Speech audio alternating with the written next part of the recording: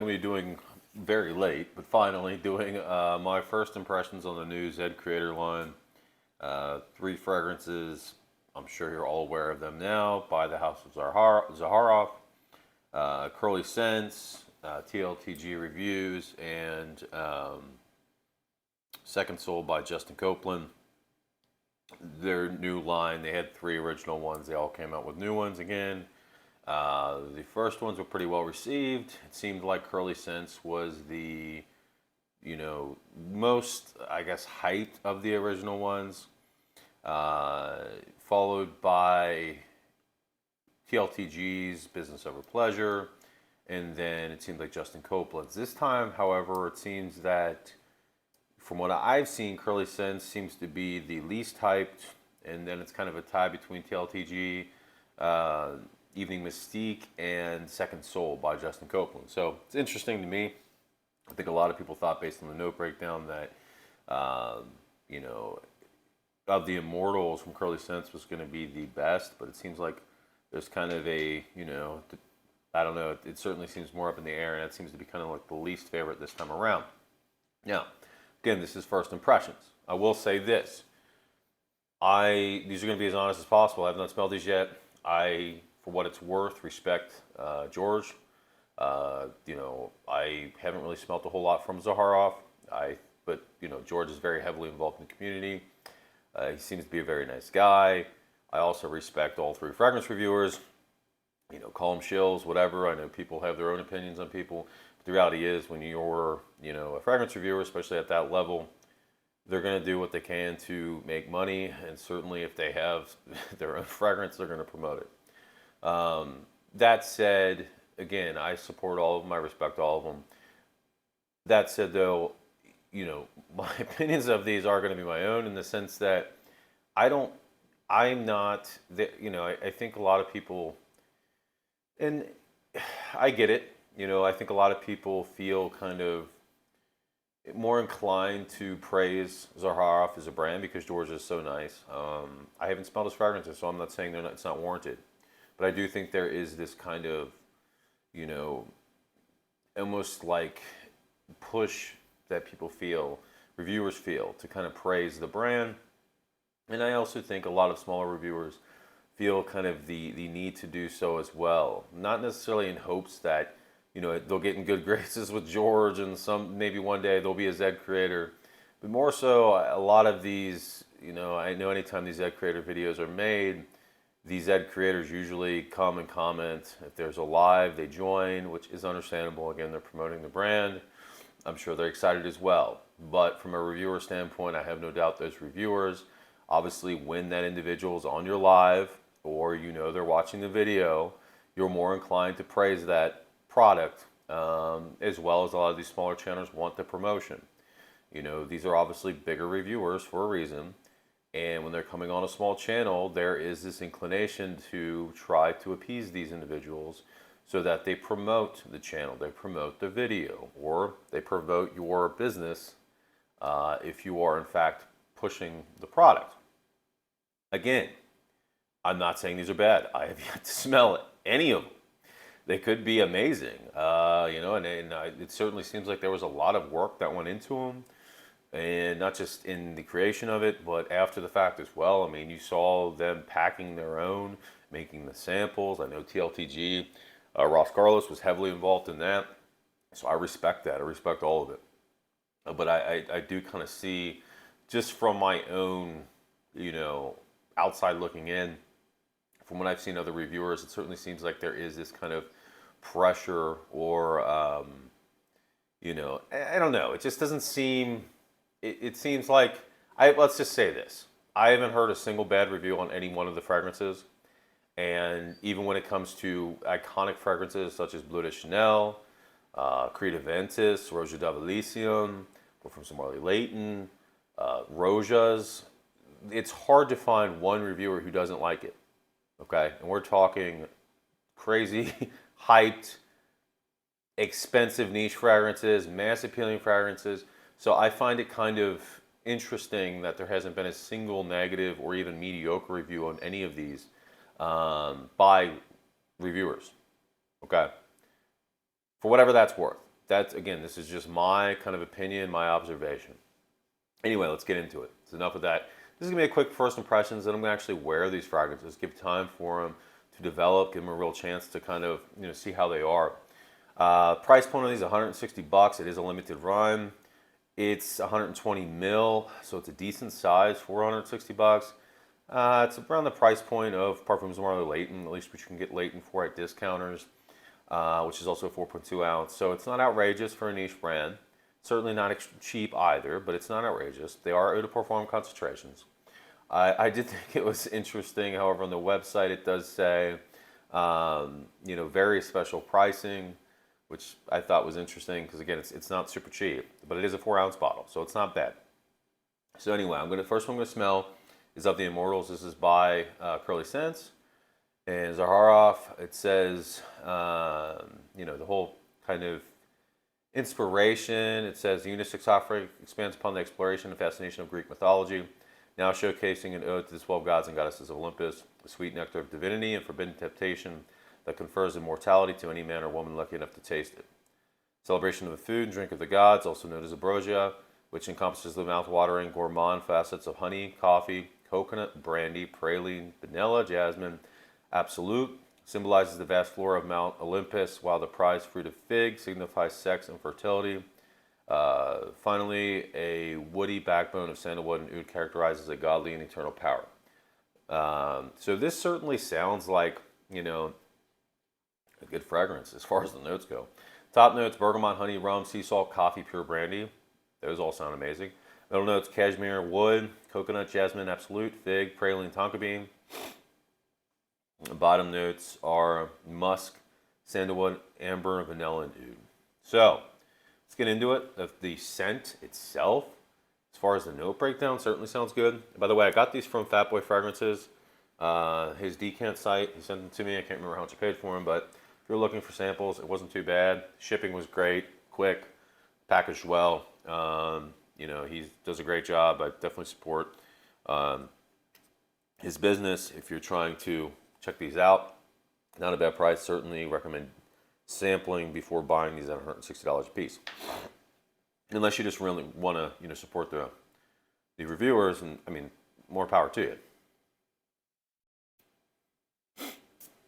Ooh, not bad atomizers. These are on these decants. Ooh. Okay, I'm going to spray this on the skin. You get a lot of that coconut. You also get a lot of coconut. There's that coffee you're picking up too. It's sweet. It's not like coconutty. There's a lot of coconut. It's not like a Virgin Island water by Creed coconut, but the coconut's definitely there. It does kind of have a suntan vibe, to be honest with you. But it smells good. It does smell sort of, again, like suntan lotion, but you are getting that sweetness.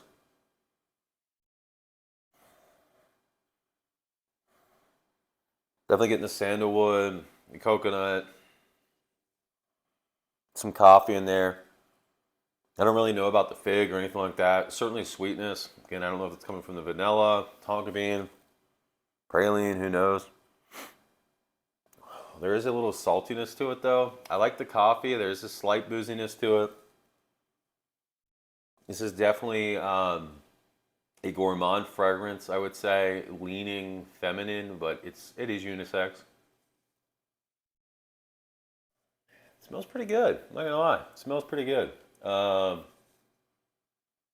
don't know how much I would wear this personally, because I think it leans kind of feminine. It's unisex technically, but I like more masculine kind of smelling fragrances. But it does have this underlying, it kind of smells kind of how maybe the coffee and the rum are kind of coming together. It gives it a little bit of a masculine bite, but the coconut is very, in my opinion, suntan lotion-y. So that's the only thing that's kind of really, I'm not huge on. I've smelt coconut fragrances that do it in a way that does not come off like suntan. I will say Creed Virgin Island water does kind of have that coconut vibe too. That comes off more kind of suntan lotion like. There's a specific fragrance I'm thinking of by King Fragrances called Galapagos, and that's a lime coconut fragrance. That coconut in there is different in a good way. It doesn't smell suntanny. It smells more like the coconut kind of meat from the coconut. But this smells good.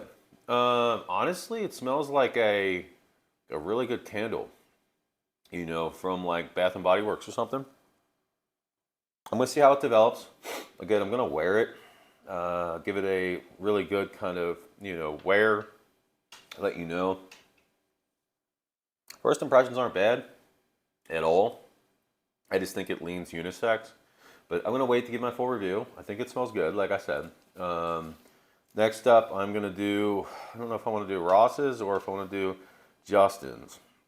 It seems like Justin's might have been the most hyped, but it's kind of a tie. So I'm going to go on ahead and do Second Soul next, which is Justin's.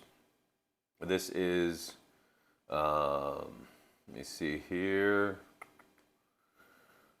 All right, Stay Fresh Productions, Zaharoff Second Soul. Where are your notes on this? If we don't have the notes, I'll go ahead and just tell you what I get out of it without it. There we go. So this is a continuation from his first fragrance. It says, there comes a time in your life when you cross paths with a person who reminds you of the best parts of yourself. Soul connection is made when these parts are reflected back to you by this person. In turn, you reflect theirs back to them. So intertwining with your soulmate allows you to see yourself more clearly in the looking glass. You can see the opposites joining together in harmony, cool and warm, rough and smooth, light and dark. Freshness remains from the electricity of the first set of music. However, darker mood now dominates the second set. The liquor is richer and more intense. The warm, ambery sweetness envelopes you more distinctly than before. Tobacco and smoke slowly permeate the darkness of the room, leading an intriguing nuance of mystery and undeniable allure. This combination composes a melody that moves slower and deeper.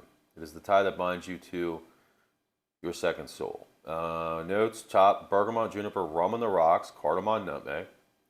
Sounds good. Middle notes: jasmine, muguet, geranium, tobacco, clary sage, myrrh. Bottom: patchouli, suede, moss, smoke, cedarwood, vetiver, and labdanum. Sounds pretty good. Again, as far as the notes go, certainly sounds like something I'd be interested in. So I will say, Curly's is staying pretty linear. I don't notice a whole lot of, really development so far. Not saying that's a good or a bad thing. I'm just letting you know kind of what I'm taking from it. But right now I'm trying to get these, again, these decants they're wrapped good, but the saran wrap's kind of a pain when you're trying to sample it. But I'm glad it's on there. I'd rather it be safe and not leak in transit, especially because these aren't, these fragrances aren't cheap necessarily. So, here we go. I'm gonna go ahead and spread this. My hand.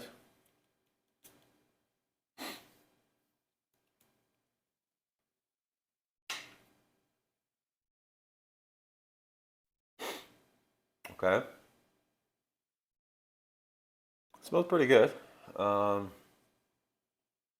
Definitely boozy and smoky. It's almost like a cola vibe I'm getting from it. I know cola's not in here, but it smells kind of like a rum and coke sort of vibe. There's rum in here, but there's nothing really that's coming off that should come off like coke, unless it's maybe like the cardamom and the smoke. I don't know, but I'm getting like a cola vibe. I like it. Just not what I was expecting. It's definitely different. This is way more mass appealing, or not mass appealing, way more masculine. I don't think this is unisex. I don't know if it's supposed to be, but I definitely think this is a masculine fragrance. It does kind of maybe like a jazz club vibe. It doesn't smell like jazz club, but that same kind of atmosphere you would wear it, which makes sense. It's just more boozy, less, I don't want to say less smooth. It's smooth in a good way, though. Like, it's different in a good way. It's not as, like, Jazz Club has this very well-rounded smoothness about it, but this is kind of, it's heavier on the booze. And it's got this kind of effervescent feel to it. Again, it's coming off like cola to me. I don't know where that's coming from. I'm really getting the rum on the rocks. You can smell the cardamom tobacco, certainly smoke. Not getting moss. You're getting that myrrh. Yeah. And some spices. It's maybe the nutmeg, you know. Not picking up a whole bunch of vetiver or anything like that. This is interesting. This is interesting. This is something I do see myself wearing. I'm not like mind blown by it. It smells some kind of like Creation E or Enigma to me, with like maybe some Jazz Club, kind of that same realm as like Jazz Club and Enigma. But I like it. I really do enjoy this. This is also 24% concentration as opposed to Curly's, which was 20. So this is Parfum instead of EDP. Parfum Extrait. So Curly's is pretty linear, but I am liking it more on the dry down. It's getting more masculine. That coconut's kind of fading a little bit. So it's reminding me more of, like a true unisex fragrance instead of being feminine. My computer's kind of dying, to be honest with you, so I'm going to try to get the Rosses quick. And this is, again, just my first impressions. So far, they're pretty good. I like them both. And this is Ross's Evening Mystique. Just because my computer's dying, I'm not going to read the background to it right now. I'll do it my full review. This is 25%, so this is the strongest. Parfum Extrait. Top notes, angelica root, coriander, carrot seed. Middle notes, cypress, incense, juniper berries, Florentine, iris, rose, super essence. Resin, cedar, myrrh, vetiver, patchouli, musk, or connox. So I'll be honest, this one was the most, in my opinion, kind of like, I want to say daring, or to me, kind of the most, I was most unsure about, because it seemed to have a more like, take more risks, which I was surprised to see from Ross, honestly, because his first one seemed more reserved. But it was a welcome, change. So let's see how it smells. Very interested in this one. So far, I like Justin's the best. Just because it's something I would wear. Curly's, I like it. I wouldn't wear it personally. I think a girl could pull it off. It'd be good. Oh, wow. I was thinking it was going to be louder. It's a kind of like nice, smooth, definitely resinous, definitely masculine.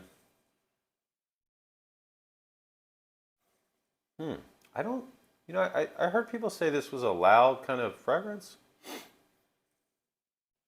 I don't really see that. It seems very smooth. I mean, I gotta wear it, right? Like, even actual wearing. You're getting the incense, you're getting the rose. I have no idea if you're getting carrot seed or coriander or anything like that. But there is this incensey kind of base with a sweetness about it, which I'm sure is the rose and the iris. Very resinous, slightly woody, very masculine. It's interesting. It's definitely mysterious, trying to figure it out. So I think the name's fitting. I'm really interested to see how this one wears. Okay, I think I'm the most interested in Ross's because it's different, and I want to see how it develops, how it actually wears on the skin. So that I'm looking forward to the most. I think as far as just from first impressions, if I had to buy one, and like I was gonna buy one, not had to buy one, but if I was gonna buy one right now, it would be Second Soul. Like if I were after this, like, okay, which one do I want to get? Just from first impressions. Now, that said, Ross is certainly might very well be something I pick up as well. I don't know, but because it smells good. It smells interesting. I just got to wear it, and I don't have enough time to do that in this. I want to give it a full review, give it a really, kind of full breakdown. That said, none of these smell bad. And really, of the Immortals, it's just not something I would wear because of the scent profile, in my opinion, being more feminine. But it smells great, okay? It does seem pretty linear, but all these smell great. Certainly, I don't think anybody who bought these would feel like they wasted their money. You know, they're all good fragrances. And so good job on that. Good job, George. Good job, Ross, Justin, and, you know, Curly. Um, yeah, but I will do individual full review videos once I've actually had a chance to wear them and spend time with them. Again, this is quick first impressions. My computer's dying, so I had to kind of rush this. But congrats. Again, it was obviously super successful. Your first one was as well. These all smell pretty good. You know, so far, yeah, they smell good. I'm interested to see how they develop. Oh, Second Soul's definitely developing more. It's a lot less boozy. I'm not liking it as much in the dry down. We'll have to see. Hmm. Still smells good. I'm actually liking Ross's more now that it's drying down. More than Second Soul in the dry down. I'm going to wear these still. I'm going to wear these. It's kind of hard to really tell doing this quick of an first impressions. But I will say now it's starting to kind of develop. Ross's is smelling better. Second Soul is not as interesting to me as it was initially because a lot of that booze is now gone. That cooler kind of vibe I was getting is faded. So anyway, let me know what your opinions are on these. Again, I know a lot of y'all got them. A lot of y'all are excited about it. Which one's your favorite? If you got them all three, which ones you've tried? And, you know, maybe who else? What other, you know, high kind of following base reviewers you would like to see come out with fragrances? I know Curly Fragrances is coming out with her own. It was leaked on kind of, you know, collab video she did with Demi Rawlings. So anyway, yeah, man, good job, all three of you. This is good. Good job, George. I will do breakdown videos, like I said. None of these smell bad, though. They all smell pretty good. I just need more time with them.